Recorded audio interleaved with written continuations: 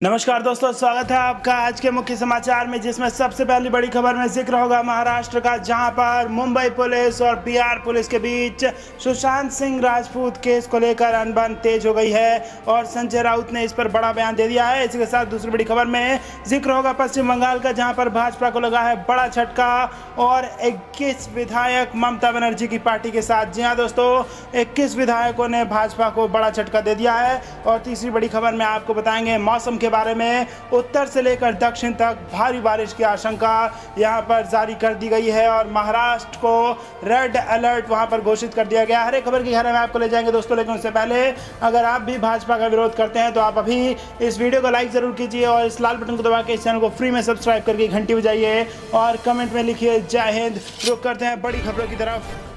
Sushant case, Maharashtra और Bihar police के बीच अनबन, संजय राउत ने दिया ये बयान। जी हां दोस्तों, सुशांत सिंह राजपूत केस में महाराष्ट्र और बिहार पुलिस की ठनी के बीच शिवसेना नेता संजय राउत ने सोमवार को बयान जारी किया है। उन्होंने कहा कि मुंबई पुलिस अपना काम कर रही है, कुछ लोगों के पास बिहार चुनाव के लिए एजेंडा नहीं है, इसलिए वो लोग मुद्दे को घुमाने की कोशिश कर रहे हैं। वहीं अपने ट्वीट का जिक्र करते हुए रावत ने कहा कि मैंने राजकुमार का डायलॉग सुना और आज के परिप्रेक्ष्य में वह डायलॉग कहीं न कहीं सूट कर रहा था, इसलिए हमने वह ट्वीट किया। उन्होंने कहा कि मैं जांच से संबंधित किसी सवाल पर कुछ नहीं बोलूंगा, लेकिन कुछ लोगों को समझना चाहिए कि जिनके घर शीशे के हैं वो कुछ भी ना बोले। राम मंदिर भूमि पूजन के सवाल पर उन्होंने कहा कि शिवसेना ने बाबरी मस्जिद तोड़ा था, जिसके बाद आज यह उत्सव हो रहा है। इसी के चलते शिवसेना ने राम मंदिर निर्माण के लिए 1 करोड़ रुपए का डोनेशन दिया है। हालांकि कोरोना की स्थिति को देखते हुए अभी अयोध्या जाना संभव नहीं है, हमें किसी के इन्विटेशन की जरूरत नहीं है। रावत ने आगे कहा कि राम मंदिर आंदोलन के कर्ता धर्ता रहे लाल कृष्ण आडवाणी भी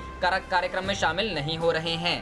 रुक करते हैं अगली खबर की तरफ। अब पश्चिम बंगाल में लगा भाजपा को झटका, 21 विधायक ममता की पार्टी के साथ। जी हां दोस्तों, पश्चिम बंगाल में तृणमूल कांग्रेस का पलड़ा भारी पड़ता नजर आ रहा है, क्योंकि भाजपा के 21 विधायक पार्टी बदल सकते हैं। इनमें 4 सांसद, 1 विधायक और 16 पार्षद शामिल हैं। सूत्रों की माने तो इनमें से अधिकतर टीएमसी से बीजेपी में शामिल हुए थे और अब ये घर वापसी की योजना बना रहे हैं। अगर यह सही है तो यह पश्चिम बंगाल बीजेपी के लिए विधानसभा चुनाव से पहले बड़ा झटका साबित हो सकती है। खबर है कि एक भाजपा सांसद जो 2 बार सांसद रह चुके हैं और पश्चिम बंगाल से बताए जा रहे हैं, वह भी पिछले 3 महीनों से दिल्ली में टीएमसी नेताओं से संपर्क बनाए हुए हैं और टीएमसी में शामिल होने की इच्छा जता चुके हैं। कई दिनों से दिलीप घोष के नेतृत्व पर सवाल उठ रहे हैं। यह भी कहा जा रहा है कि उनके सभी नेताओं के साथ सामंजस्य नहीं बिठा पा रहे हैं। इसी वजह से राज्य स्तर पर कोई फैसला लेने से पहले सबको विश्वास में नहीं ले पा रहे हैं। रुक करते हैं अगली खबर की तरफ। उत्तर से लेकर दक्षिण तक भारी बारिश की आशंका, महाराष्ट्र में रेड अलर्ट। जी हां दोस्तों, भारतीय मौसम विभाग ने अपने ताज़ा अपडेट में कहा है कि आज से लेकर अगले 3 दिनों तक अब दक्षिण भारत में जमकर बारिश होने वाली है, तो वहीं उत्तर और मध्य भारत में भीषण बारिश होने का अनुमान है और इस वजह से दक्षिण से लेकर उत्तर तक भारी बारिश का अलर्ट जारी हुआ है। महाराष्ट्र में रेड और केरल में ऑरेंज अलर्ट। केरल के कई जिलों में सोमवार को भारी बारिश का अनुमान है। आईएमडी ने इडुक्की, कोझिकोड, कुन्नूर और कासारगोड के लिए ऑरेंज अलर्ट जारी किया है। तटीय कर्नाटक और केरल में जमकर बारिश होगी। मौसम विभाग ने 4 अगस्त को तटीय महाराष्ट्र और गोवा के लिए रेड अलर्ट जारी किया है। यूपी के इन जिलों में होगी बारिश। उत्तर प्रदेश के अमेठी, आजमगढ़, बहराइच, बलिया, बलरामपुर, बाराबंकी, बस्ती, चंदौली, देवरिया, फैजाबाद, गाजीपुर, गोरखपुर, जौनपुर, कुशीनगर, लक्सर, महाराजगंज, मऊ, प्रतापगढ़, रायबरेली, संत कबीर नगर, श्रावस्ती, सिद्धार्थनगर, सीतापुर, वाराणसी और सुल्तानपुर में भारी बारिश की आशंका है।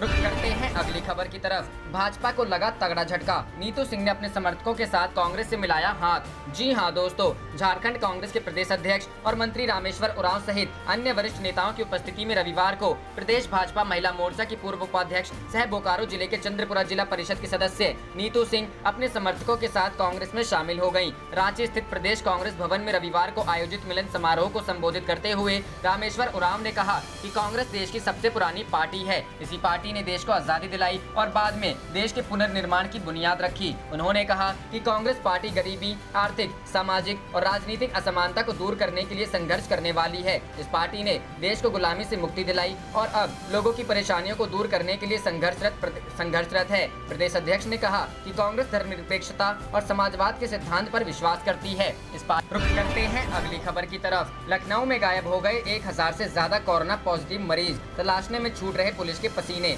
जी हां दोस्तों, उत्तर प्रदेश में भी कोरोना ने जमकर कहर बरपाया है। इस बीच अब खबर यह आ रही है कि सरकार की आंखों में धूल झोंककर यहां करीब 1000 से ज्यादा कोरोना पॉजिटिव मरीज फरार हो गए हैं। पुलिस कोविड-19 संक्रमित मरीजों की तलाश कर रही है, लेकिन इन्हें ढूंढने में पुलिस के पसीने छूट रहे हैं। न्यूज 18 की रिपोर्ट के मुताबिक 23 से 31 जुलाई के बीच यहां व्यापक पैमाने पर लोगों की कोरोना टेस्टिंग की गई थी। टेस्टिंग के बाद हजारों लोगों की कोरोना रिपोर्ट पॉजिटिव आई है। इनमें से करीब 1119 लोग अचानक लापता हो गए। अब तक पुलिस ने 1171 कोरोना पॉजिटिव मरीजों की खोज निकाला है, लेकिन अभी भी 1119 कोरोना संक्रमित लापता हैं। यहां के पुलिस कमिश्नर सुजीत पांडे के मुताबिक कोरोना संक्रमण की चेन तोड़ने के लिए हजारों की संख्या में जांच की गई थी। तमाम जगहों पर कैंप लगाकर लोगों की जांच हुई। इस दौरान कई लोगों ने फॉर्म पर गलत नाम, पता और मोबाइल नंबर भरा। जांच रिपोर्ट आने के बाद जब इनकी तलाश शुरू हुई तो नाम और पते गलत बताए गए। नाम पता सही नहीं होने की वजह से पुलिस को इन्हें ढूंढने में काफी समस्याओं का सामना करना पड़ रहा है।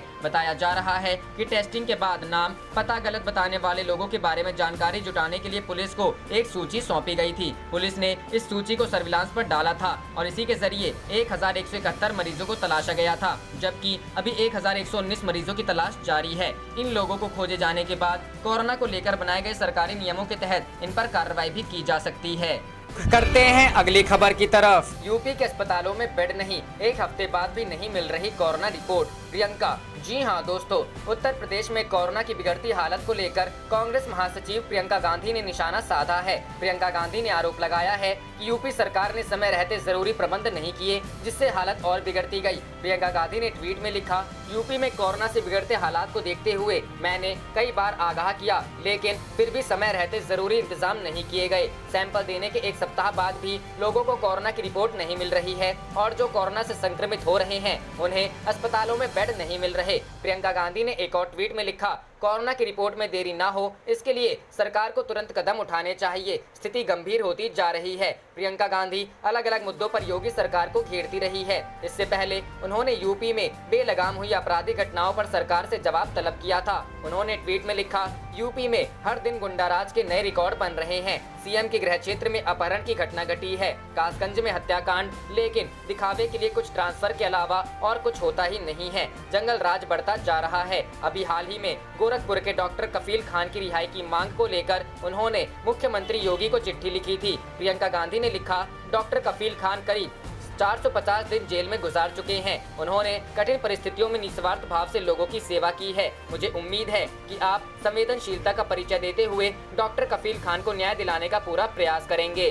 रुक करते हैं अगली खबर की तरफ। तेजस्वी का आरोप, कोरोना जांच के नाम पर बिहार में गेम खेल रही सरकार। जी हां दोस्तों, नेता प्रतिपक्ष तेजस्वी यादव ने आरोप लगाया है कि सरकार कोरोना जांच के नाम पर आंकड़ों का गेम खेल रही है। आरोप लगाया है कि लगभग 5 महीने बाद अब जांच की संख्या बढ़ाने के लिए ये रैपिड एंटीजन किट से टेस्ट करा रहे हैं। RT-PCR टेस्ट अब भी नाम मात्र के हो रहे हैं। एंटीजन टेस्ट में बीमारी का सही पता नहीं लगता। अगर संक्रमण की वास्तविक स्थिति को जाँचना है तो RT-PCR टेस्ट की संख्या बढ़ानी होगी। उन्होंने सरकार को आगाह किया है कि अपनी विफलताएं छिपाने के लिए लोगों की जान के साथ ना खेलें। देश जान चुका है बिहार के अस्पतालों में मूलभूत सुविधाओं का घोर अभाव है। उन्होंने आरोप लगाया है कि 40 लाख मजदूर लौटे लेकिन मुख्यमंत्री नहीं निकले। उल्टा सरकार ने मजदूरों को बिहार में नहीं घुसने देने की चेतावनी दी। अब 40 लाख लोग बाढ़ से प्रभावित हैं, लेकिन मुख्यमंत्री नहीं निकल रहे हैं। संजीवनी ऐप से कोरोना जांच व इलाज की मिलेगी जानकारी। बिहार में कोरोना संक्रमण से निपटने के लिए राज्य सरकार ने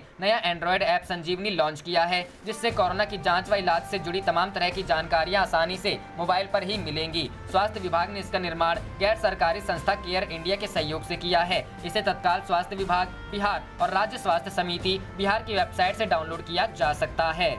रुक करते हैं अगली खबर की तरफ। क्या राफेल में बेरोजगारी और आर्थिक संकट खत्म करने की क्षमता है? शिवसेना। जी हां दोस्तों, शिवसेना सांसद संजय रावत ने रविवार को कहा कि अगर नौकरियां जाने जैसी समस्याएं नहीं सुलझी तो लोग प्रधानमंत्री नरेंद्र मोदी का इस्तीफा मांग सकते हैं। रावत ने शिवसेना के मुखपत्र सामना में अपने साप्ताहिक स्तंभ को रोक टोक में दावा किया कि कोरोना वायरस वैश्विक महामारी के कारण 10 करोड़ लोगों ने अपनी आजीविका गंवा दी है और इस संकट से 40 करोड़ से अधिक परिवार प्रभावित हुए हैं। राज्यसभा सदस्य ने कहा कि मध्यम वर्गीय वेतनभोगी लोगों की नौकरियां चली गयी, जबकि व्यापार और उद्योगों को करीब 4 लाख करोड़ रुपए का नुकसान हुआ है। रावत ने कहा, लोगों के धैर्य की एक सीमा है, वे केवल उम्मीद और वादों पर जिंदा नहीं रह सकते। प्रधानमंत्री भी इस बात से सहमत होंगे कि भले ही भगवान राम का वनवास खत्म हो गया है, लेकिन मौजूदा हालात मुश्किल हैं। किसी ने भी अपनी जिंदगी के बारे में पहले कभी इतना असुरक्षित महसूस नहीं किया होगा। उन्होंने कहा, इजराइल में प्रधानमंत्री बेंजामिन नेतन्याहू के खिलाफ प्रदर्शन हो रहे हैं और कोरोना वायरस वैश्विक महामारी और आर्थिक संकट से निपटने में नाकामी को लेकर उनके इस्तीफे की मांग की जा रही है। भारत में भी ऐसा ही देखने को मिल सकता है। केंद्र पर निशाना साधते हुए रावत ने कोरोना वायरस के हालात और आर्थिक संकट से निपटने में उसके द्वारा उठाए कदमों का जिक्र किया। उन्होंने कहा कि 5 राफेल विमानों की सुरक्षा के लिए अंबाला वायुसेना अड्डे के आसपास धारा 144 लगाई गई। उन्होंने कहा कि राफेल से पहले सुखाई और MiG विमान भी भारत आए, लेकिन इस तरह का जश्न पहले कभी नहीं मनाया गया। शिवसेना नेता ने पूछा, बम और मिसाइल की क्षमता से लैस राफेल विमानों में बेरोजगारी और आर्थिक चुनौतियों के संकट को खत्म करने की क्षमता है। उन्होंने कहा कि राजस्थान में कांग्रेस के नेतृत्व वाली अशोक गहलोत सरकार को गिराने की कोशिशें की गई और राज्य में राष्ट्रपति शासन लगाने की संभावना है। रावत ने कहा कि भाजपा नेता प्रज्ञा ठाकुर ने कहा कि रोज हनुमान चालीसा पढ़ने से कोविड-19 वैश्विक महामारी से छुटकारा पाया जा सकेगा। उन्होंने कहा कि सोने के दाम प्रति 10 ग्राम 51,000 रुपए पर पहुंच गए हैं। साथ ही रावत ने कहा कि भाजपा अध्यक्ष JP नड्डा ने कहा है कि उनकी पार्टी महाराष्ट्र में अपने दम पर सत्ता में आएगी। उन्होंने कहा,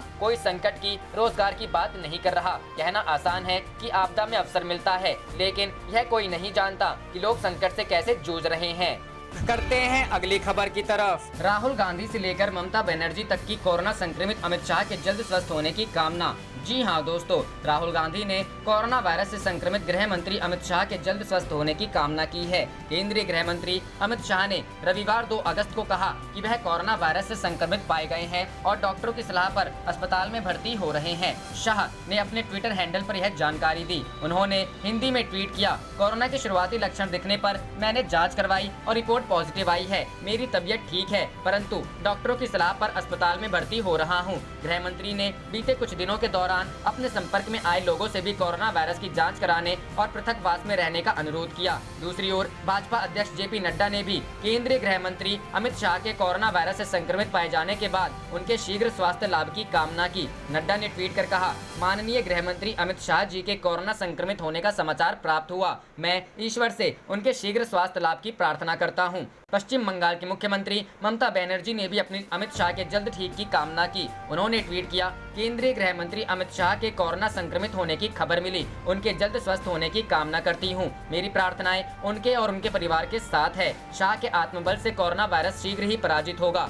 योगी उत्तर प्रदेश के मुख्यमंत्री योगी आदित्यनाथ ने केंद्रीय गृह मंत्री अमित शाह के कोरोना वायरस से संक्रमित होने पर उनके शीघ्र स्वस्थ होने की कामना करते हुए रविवार को कहा कि पूर्व भाजपा अध्यक्ष के आत्मबल से कोविड-19 शीघ्र ही पराजित होगा। योगी ने ट्वीट किया, आदरणीय केंद्रीय गृह मंत्री अमित शाह जी के कोरोना संक्रमित होने का समाचार प्राप्त हुआ। उन्होंने अमित शाह जी दृढ़ इच्छा शक्ति के प्रतिमान है। आपकी जिजीविषा, धैर्य एवं आत्मबल से कोरोना वायरस शीघ्र ही पराजित होगा। प्रभु श्री राम से आपके शीघ्र स्वास्थ्य लाभ हेतु प्रार्थना करता हूँ। रुख करते हैं अगली खबर की तरफ। कोरोना से जंग जीतते ही अमिताभ का ट्वीट, भगवान की कृपा और मां बाबूजी का आशीर्वाद। जी हां दोस्तों, बॉलीवुड के महानायक अमिताभ बच्चन ने कोरोना को मात दे दी है। एक्टर की कोरोना रिपोर्ट नेगेटिव आई है और उन्हें मुंबई के नानावटी अस्पताल से छुट्टी दे दी गई है। अमिताभ बच्चन के फैंस खुशी से झूम उठे हैं और परिवार ने सुकून की सांस ली है। अमिताभ की कोरोना से जंग जीतने वाली खबर सबसे पहले अभिषेक बच्चन ने शेयर की थी। कोरोना को हराने के बाद अमिताभ का ट्वीट, अब खुद अमिताभ बच्चन ने भी ट्वीट कर फैंस के साथ ये खुशखबरी शेयर की है। अमिताभ बच्चन ट्वीट में लिखते हैं, मैं कोरोना नेगेटिव आया हूँ, अस्पताल से छुट्टी मिल गई है और घर में क्वारंटीन हूँ। भगवान की कृपा रही और माँ बाबूजी का आशीर्वाद, करीबियों और फैंस की दुआ भी रही। नानावटी अस्पताल की नर्सिंग बेहतरीन थी और सभी ने बहुत ध्यान रखा। उन्हीं की वजह मैं ये दिन देख पा रहा हूँ। अमिताभ बच्चन का ये ट्वीट सोशल मीडिया पर तेजी से वायरल हो गया है। एक्टर के फैन पोस्ट पर कमेंट कर उनकी लंबी उम्र की कामना कर रहे हैं और उनके जज्बे को सलाम भी कर रहे हैं। अभिषेक बच्चन ने भी सोशल मीडिया पर ये खबर शेयर कर अपनी खुशी जाहिर की थी। अभिषेक बच्चन ने ट्वीट में लिखा था, मेरे पिता की कोरोना रिपोर्ट नेगेटिव आई है और उन्हें अस्पताल से डिस्चार्ज कर दिया गया है। अब वे घर पर रहकर आराम करेंगे। आप सभी का शुक्रिया जिन्होंने उनके लिए दुआ मांगी थी। ऐसे में अब कई दिनों बाद अमिताभ बच्चन के फैंस के चेहरे पर भी मुस्कान आई है और एक्टर के परिवार में भी खुशी की लहर है। अब सभी को यही उम्मीद है कि अमिताभ बच्चन जल्द शूटिंग पर भी लौट आएं। सभी अपने फेवरेट एक्टर को फिर बड़े पर्दे पर देखने के लिए उत्साहित हैं। इसके अलावा अमिताभ का शो केबीसी भी शुरू होना है। रुख करते हैं अगली खबर की तरफ। सीएम गहलोत का ऐलान, 20 से शुरू होगी इंदिरा रसोई योजना, 8 रुपए में शुद्ध भोजन। जी हां दोस्तों, गहलोत ने रविवार को मुख्यमंत्री निवास पर बैठक में इस योजना की तैयारियों की समीक्षा करते हुए कहा कि राज्य सरकार इस योजना पर प्रतिवर्ष 100 करोड़ रुपए खर्च करेगी। उन्होंने कहा कि योजना को जनसेवा की भावना, पारदर्शिता और जन भागीदारी के साथ लागू किया जाए ताकि यह पूरे देश में निर्धन वर्ग को खाद्य सुरक्षा प्रदान करने की दिशा में एक मिसाल बने। उन्होंने निर्देश दिए कि योजना के संचालन में सेवाभावी संस्थाओं और स्वयंसेवी संगठनों की भागीदारी सुनिश्चित की जाए। उन्होंने जिलाधिकारियों को निर्देश दिए हैं कि वे जल्द से जल्द ऐसी संस्थाओं का चयन करें। मुख्यमंत्री ने भोजन की गुणवत्ता सुनिश्चित करने के लिए राज्य और जिला स्तर पर समिति गठित करने के भी निर्देश दिए। बैठक में वीडियो कॉन्फ्रेंस के जरिए जुड़े नगरीय विकास मंत्री शांति धारीवाल ने कहा कि राज्य सरकार प्रति थाली 12 रुपए अनुदान देगी। प्रदेश के सभी 213 नगर निकायों में 358 रसोई का संचालन किया जाएगा, जहां जरूरतमंद लोगों को सम्मान के साथ भोजन कराया जाएगा। स्वायत्त शासन विभाग के शासन सचिव भवानी सिंह देथा ने बताया कि इस योजना के माध्यम से प्रति वर्ष 4 करोड़ 87 लाख लोगों को भोजन उपलब्ध कराया जाएगा। उन्होंने बताया कि भोजन में प्रति थाली 100 ग्राम दाल, 100 ग्राम सब्जी, 250 ग्राम चपाती और अचार का मेन्यू निर्धारित किया गया है। उन्होंने बताया कि कोरोना महामारी से बचाव के लिए इसकी रसोई में आवश्यक प्रावधान किए जाएंगे। योजना की IT आधारित निगरानी की जाएगी। लाभार्थी को कूपन लेते ही मोबाइल पर SMS से सूचना मिल जाएगी। मोबाइल ऐप और CCTV से रसोई की निगरानी की जाएगी। रुख करते हैं अगली खबर की तरफ। सुशांत सिंह राजपूत की मौत मामले पर महाराष्ट्र के गृह मंत्री बोले, केस का राजनीतिकरण किया जा रहा है। जी हां दोस्तों, बॉलीवुड अभिनेता सुशांत सिंह राजपूत की मौत मामले पर महाराष्ट्र के गृह मंत्री अनिल देशमुख का बयान सामने आया है। अनिल देशमुख ने कहा है कि राजनीतिक लाभ के लिए इस मामले का राजनीतिकरण किया जा रहा है। उन्होंने कहा है कि महाराष्ट्र पुलिस पेशेवर तरीके से इस मामले में पूछताछ कर रही है और सच्चाई को सामने लाने में जुटी हुई है। इसमें कोई कसर नहीं छोड़ा जा रहा है। महाराष्ट्र के मंत्री ने कहा है कि भले ही बिहार पुलिस ने CRPC के CH 12 और 13 के तहत पटना में अपराध दर्ज किया हो, जिसकी पुलिस और न्यायालय द्वारा जांच, पूछताछ और कोशिश की जानी है, जिसके अधिकार क्षेत्र में यह प्रतिबद्ध है। उन्होंने कहा कि मैं मामले की CBI को सौंपे जाने की मांग की निंदा करता हूं। बता दें कि इस मामले में बिहार से राज्यसभा के सदस्य रहे पूर्व सांसद RK सिन्हा ने CBI जाँच की मांग करते हुए कहा है कि 44 दिन तक सुशांत जाँच में मुंबई पुलिस को कुछ हासिल नहीं हुआ, तो इसका सीधा मतलब है कि मुंबई पुलिस सच पर पर्दा डालने में लगी है। साथ ही सुशांत जांच को दूसरी दिशा में ले जाना चाहती है। उन्होंने कहा कि देश के लोगों की भावना को नजरअंदाज कर जिस तरह महाराष्ट्र के CM उद्धव ठाकरे CBI जांच कराने से भाग रहे हैं, यही साबित करता है कि सुशांत पीछे बड़े लोगों का हाथ हो सकता है। उन्होंने कहा कि मुंबई की फिल्म दुनियादारी में परिवारवाद, गुटबाजी और दाऊद कनेक्शन की भी जाँच होनी चाहिए। रुख करते हैं अगली खबर की तरफ। अखिलेश का केंद्र पर निशाना, कोरोना काल में न सीमाएं सुरक्षित न कारोबार। जी हां दोस्तों, उत्तर प्रदेश के पूर्व मुख्यमंत्री और समाजवादी पार्टी के अध्यक्ष अखिलेश यादव ने केंद्र की मोदी सरकार पर निशाना साधा है। अखिलेश यादव ने कहा है कि केंद्र सरकार हर मोर्चे पर फेल है, चाहे वो कोरोना काल में देश की सीमा हो या कारोबार। अखिलेश यादव ने ट्वीट किया, कोरोना काल में न तो सीमाएं सुरक्षित हैं, न काम कारोबार, रोजगार, अर्थव्यवस्था व बैंक डूब रहे हैं, जमा राशि पर ब्याज घटता जा रहा है, PF से पैसे निकाले जा रहे हैं, लोगों ने अपने करीबियों को खोया है। अखिलेश यादव ने केंद्र सरकार पर ऐसे समय निशाना साधा है जब कोरोना संकट की वजह से आर्थिक तंगी से जूझ रहे लोगों ने भविष्य निधि यानी PF खाते से कुल 30,000 करोड़ रुपए निकाल लिए हैं। कोरोना लॉकडाउन की वजह से लाखों लोग बेरोजगार हुए हैं, लाखों लोगों की नौकरी चली गई। ऐसे में लोग अपना खर्च चलाने के लिए PF से पैसे निकाल रहे हैं। इससे पहले कांग्रेस नेता राहुल गांधी ने भी केंद्र सरकार पर इसी तरह का निशाना साधा था। राहुल गांधी ने 28 जुलाई को ट्वीट किया था, नौकरी छीन ली, जमा पूंजी हड़प ली, बीमारी भी फैलने से नहीं रोक पाए, मगर वो शानदार झूठ सपने दिखाते हैं। रुक करते हैं अगली खबर की तरफ। लालू के परिवार पर कोरोना का खतरा, तेजस्वी के आवास पर सुरक्षा में तैनात 15 जवान मिले संक्रमित। जी हां दोस्तों, बिहार में कोरोना की चेन टूटने का नाम नहीं ले रही है। इस बीच रविवार को पूर्व उप मुख्यमंत्री तेजस्वी यादव के आवास पर सुरक्षा में तैनात 15 जवान कोरोना पॉजिटिव पाए गए हैं। कोरोना पॉजिटिव पाए गए 15 सुरक्षा कर्मियों में 8 बीएमपी के और 7 पटना पुलिस के जवान हैं। हालांकि तेजस्वी या उनके परिवार में से किसी का कोरोना टेस्ट पॉजिटिव नहीं पाया गया है। बता दें कि शनिवार को ही पटना में जेडीयू के राष्ट्रीय महासचिव आरसीपी सिंह, उनकी पत्नी, जेडीयू विधायक लल्लन पासवान और पटना के जिलाधिकारी कुमार रवि 442 लोगों की रिपोर्ट कोरोना पॉजिटिव आई है। आप देख रहे थे आपका अपना चैनल जय हिंद जय भारत।